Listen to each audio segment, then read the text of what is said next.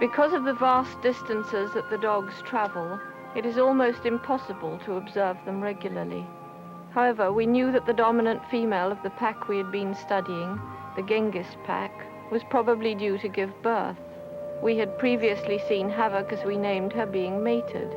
Now, for about 3 months, the pack would give up their nomadic life to remain in one place to look after Havoc's puppies. It would be an ideal time to study their relationships. If only we could find somewhere in the vastness around us the Genghis pack and its nursery den. Dogs would remain in this area for more than 2 months. Havoc had indeed had her puppies, 10 of them. Now we would be able to observe in detail the various aspects of the dogs' individual lives.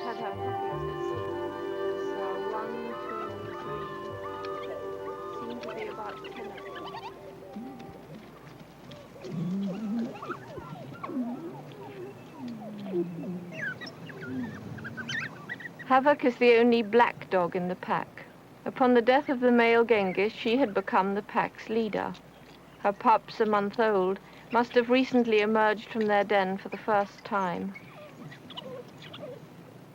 For the adult dogs, and of the males especially Brutus, pups are the center of attention. There, strangely standing apart, was Angel. Yet among the females, none had been so attached to pups as she. Angel herself was pregnant now. Havoc was watching her. Angel's stump of a tail wagged submissively as Havoc stalked her.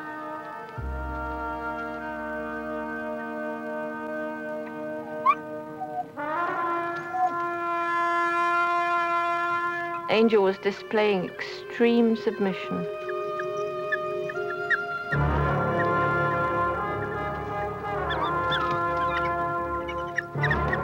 We were puzzled by Havoc's behavior. Perhaps she could not tolerate another adult female getting close to her pups and was warning Angel to keep away.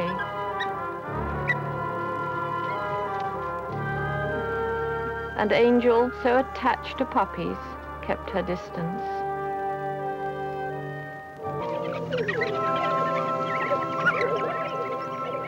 The puppies are fed by regurgitation.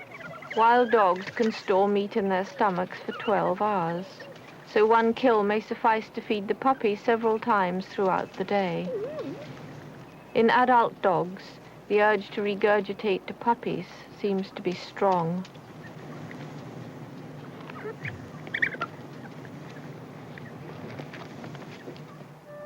In a short while, Angel returned. It seemed that she longed to go over to the pups so that she too might feed them.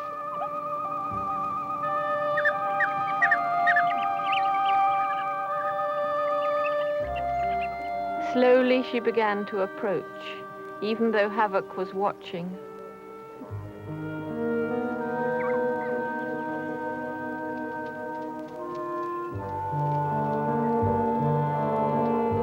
No longer would Angel be tolerated.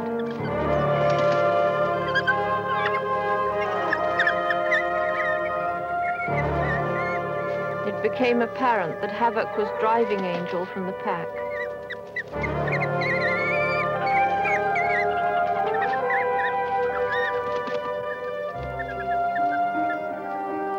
Off Angel wandered, an outcast, alone. Brutus, whom we knew to be Angel's mate, did not follow her, but remained behind with Havoc's puppies and the pack. She would soon give birth, but unlike the other outcast, Lotus, she would have no mate to hunt and bring back food for her and her puppies.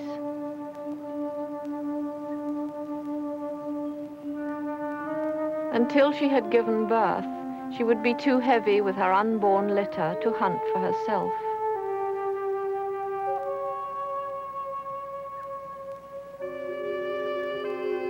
We followed her for some miles. She seemed tired and dejected.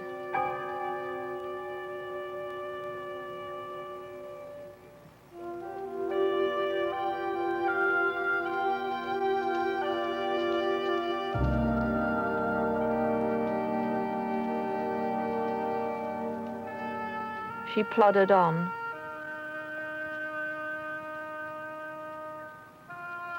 And then she simply stopped and called her distress.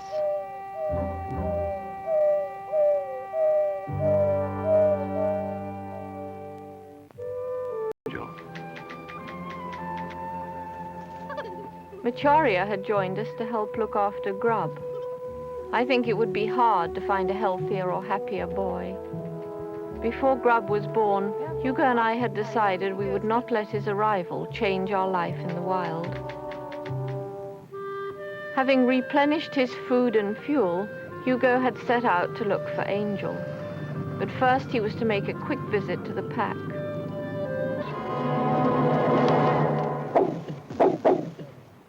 Havoc returned to her pups, but we felt it was just a matter of time. Angel could not for long stay below with her last pup. She had to find food.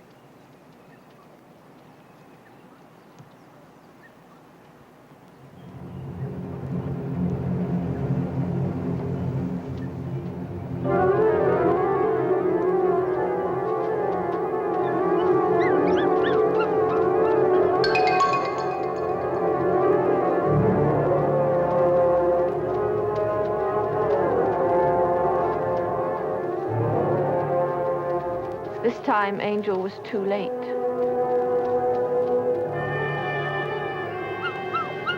We suddenly realized the puppy was still alive.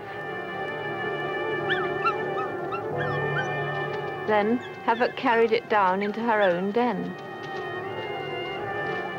Angel heard her puppy's cries. As Havoc emerged, Angel hesitated. Then she cringed submissively.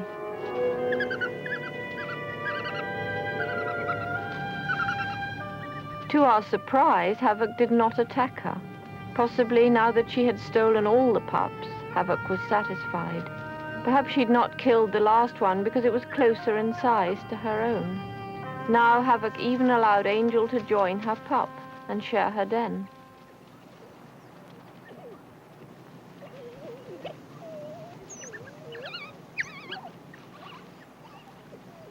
A week later, preceded by her mother, Angel's sole surviving puppy emerged.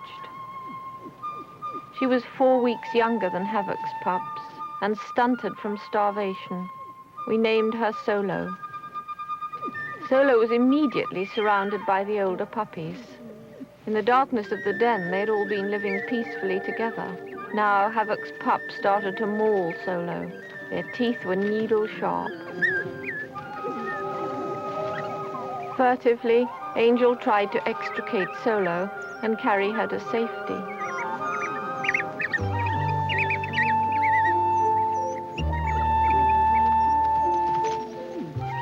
Havoc rushed over. She seized Solo from the security of the den and returned her to her own pups.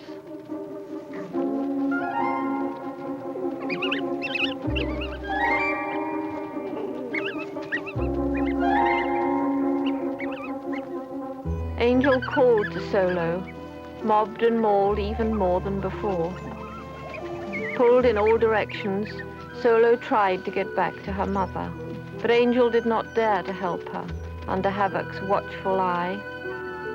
Solo was weak and undernourished. We hoped she could survive. It always surprised me to see Solo emerge from the den, in spite of the mauling she usually received. She seemed a plucky youngster, as well as a very hungry one.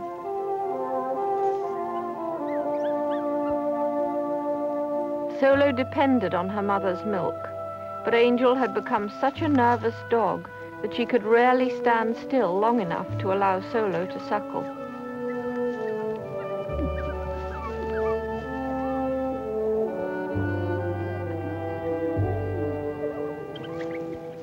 By now, Havoc's pups were 8 weeks old. Although they were on a regular diet of meat, they still tried to suckle, to Havoc's obvious displeasure. Their sharp teeth hurt. It was time they were weaned.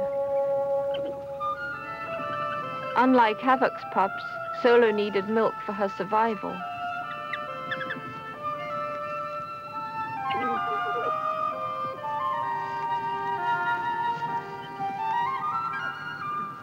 Still hungry, she pursued her mother to find Havoc's pups suckling from Angel.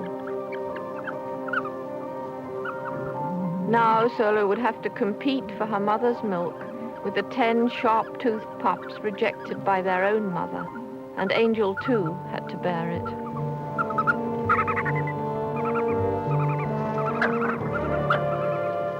The pups demanded feeding, and with Havoc nearby, Angel did not dare deny them.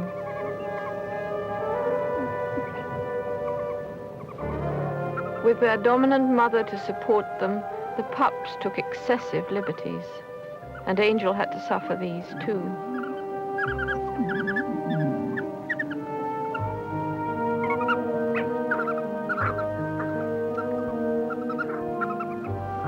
Then Angel could tolerate it no longer. Instantly, she was punished for her insubordination.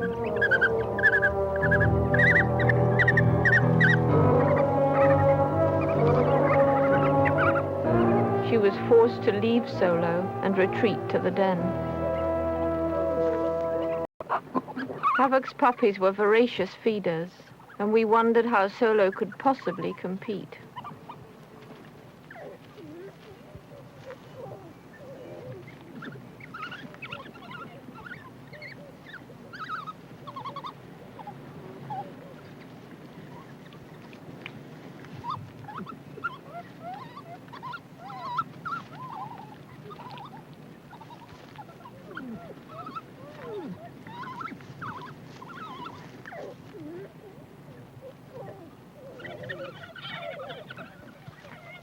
Solo had been successful in competing for meat.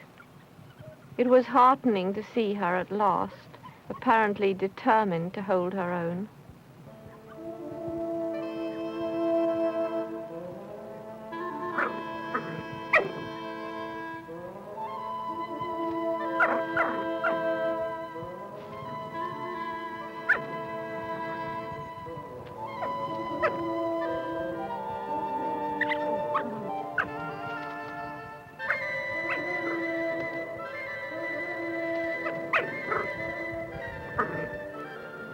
From now on, Solo would fight back. If Hugo did not find the pack, the only alternative for Solo would be imprisonment in a zoo. She would be a captive for the rest of her life. It was a depressing thought.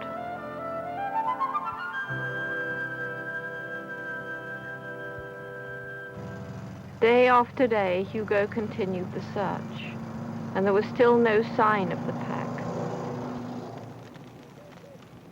Bushfires are common at this time of year when the plains are so dry. No doubt the fires had forced the gazelles and other animals in the area to move on. Perhaps somewhere behind them was the Genghis pack.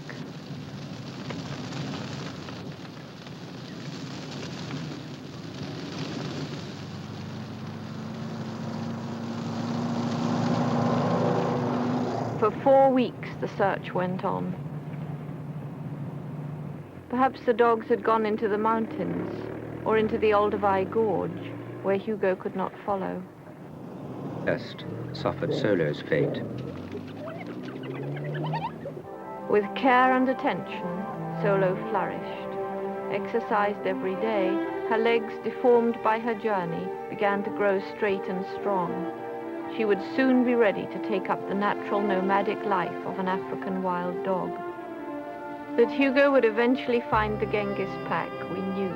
Solo might, by then, be too large to be accepted back.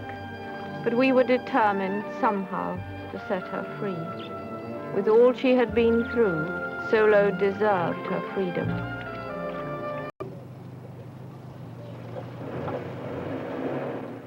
When we felt Solo would be at least reasonably safe, I would open the door with a string.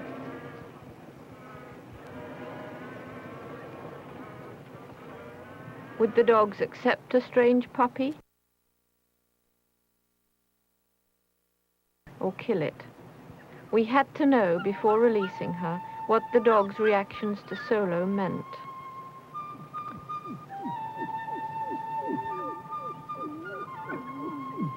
The dogs, while inquisitive, seemed afraid of the cage. This made it impossible to accurately judge their reactions to Solo.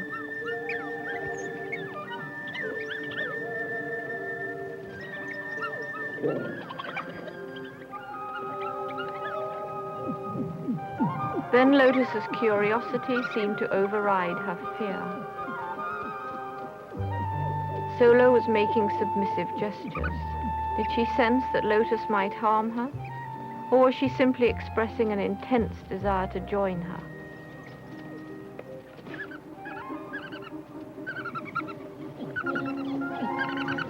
Suddenly, Lotus seemed to lose interest. We had to make a decision quickly. We decided to risk it.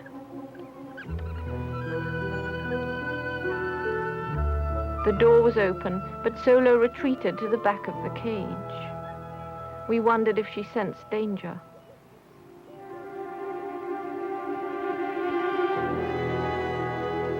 We held our breath. What happened now would be our responsibility.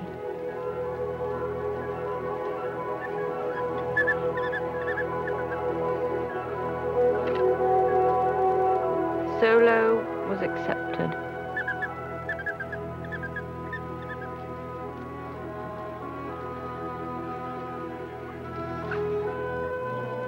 With Lotus and her pups, just a little younger than she, Solo had found a family.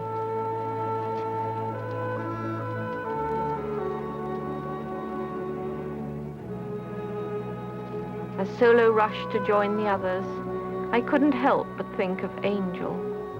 If only she could see her puppy now, strong and ready to embark on a nomadic life as a full-fledged member of a pack.